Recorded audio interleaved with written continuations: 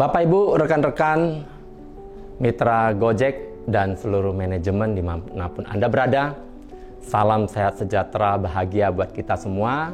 Semoga kita semua selalu dalam kondisi yang terbaik hari ini. Perkenalkan, nama saya Upasaka Pandita Aganando Kolim atau yang biasa dipanggil Romo Kolim.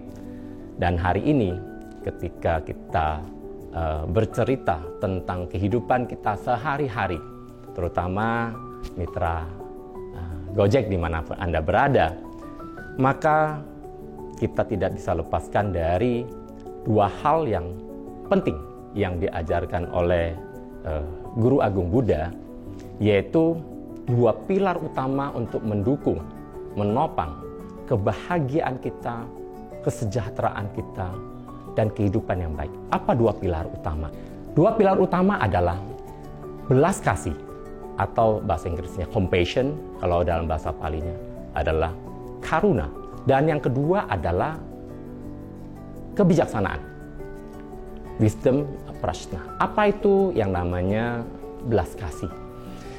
Belas kasih adalah syarat mutlak yang kita perlukan dalam kehidupan kita supaya kita bisa bahagia. Dan dalam konsep belas kasih kita harus memiliki pemaafan. Ini adalah sebuah syarat mutlak ketika kita ingin mengembangkan belas kasih, yaitu pemaafan. Mudah nggak sih kita memaafkan seseorang? Mungkin terlihat sulit ketika kita memaafkan. Apa itu pemaafan? Pemaafan apakah melupakan? Bukan. Apakah pemaafan itu mengampuni? Oh, ternyata bukan juga.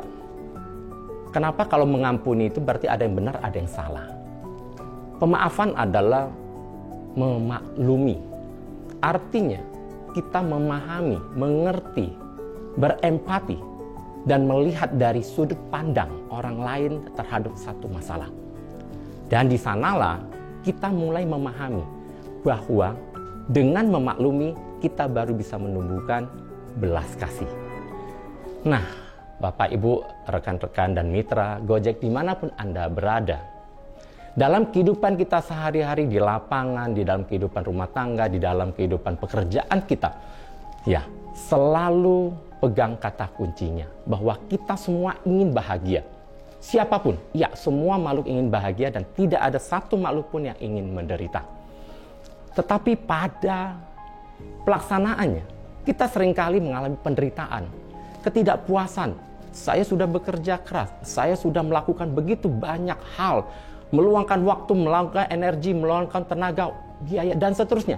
Tapi kok pembagiannya nggak adil ya? Misalnya seperti itu. Perusahaan kok dapatnya besar, saya tidak mendapatkan yang lebih. Hidup ini kok nggak adil banget. Nah, konsep dari belas kasih, konsep dari memaklumi adalah kita coba bayangkan bagaimana perusahaan bekerja. Mereka mempunyai tanggung jawab. Kalau orderan sepi, apa yang terjadi? Siapa yang kelabakan? Bukan hanya mitra, akan tetapi juga dari pihak perusahaan. Dari perusahaan akan mengupayakan semaksimal mungkin agar mitra mendapatkan orderan. Berapa banyak biaya yang harus dikeluarkan oleh perusahaan? Bagaimana mereka memaintain sistem, bagaimana memaintain semuanya. Dan itu semua butuh pengorbanan. Ketika mitra mulai menyadari dan memaklumi, melihat dari sudut pandang perusahaan, perusahaan juga punya tanggung jawab yang berat, bukan hanya mitra. Dengan memahami, dengan mengerti, dengan berempati, dengan memaklumi, maka muncul belas kasih kita kepada pihak lain, perusahaan. Tapi sebaliknya juga sama. Pihak perusahaan juga harus memiliki empati dan memaklumi. Mitra Gojek sudah berusaha keras sepanjang hari. Kehujanan, kepanasan. Kita harus berikan yang adil buat mereka. Memaklumi mereka akan membuat mereka tumbuh lebih baik, lebih loyal, lebih maksimal bekerja. Demikian juga ketika kita mengalami rekan-rekan mitra Gojek dimanapun berada, menghadapi customer, iya, kita tahu sendirilah ya, maunya banyak, kalau bisa cari promo yang paling murah, kadang-kadang sudah dekat tempat konsumen juga bisa dibatalkan. Kita memahami semua penderitaan itu. Akan tetapi, cobalah mulai kembali kepada konsep dasar pemaafan, yaitu memaklumi. Konsumen juga punya keterbatasan. Konsumen juga punya penderitaannya. Konsumen mesti buru-buru, nggak sabar. Konsumen punya sikap karakter yang mungkin berbeda. Kita berharap dapat tip, seringkali nggak dapat. Konsumen juga punya keterbatasan dana misalnya.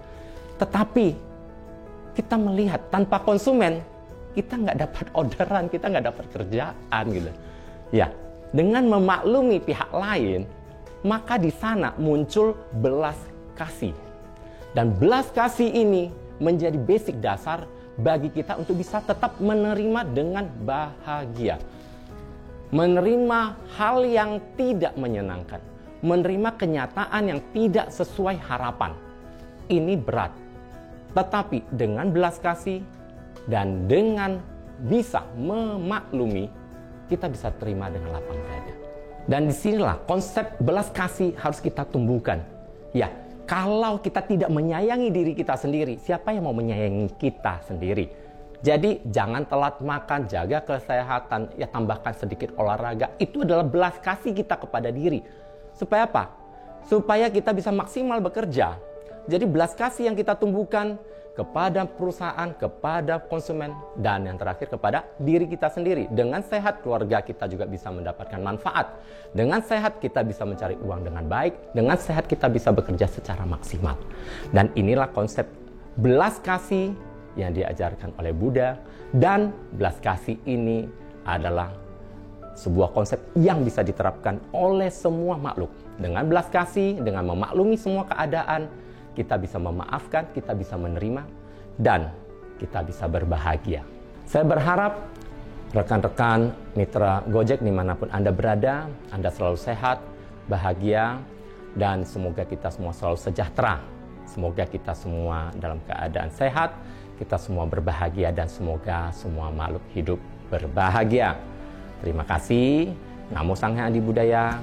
Namo Buddhaya.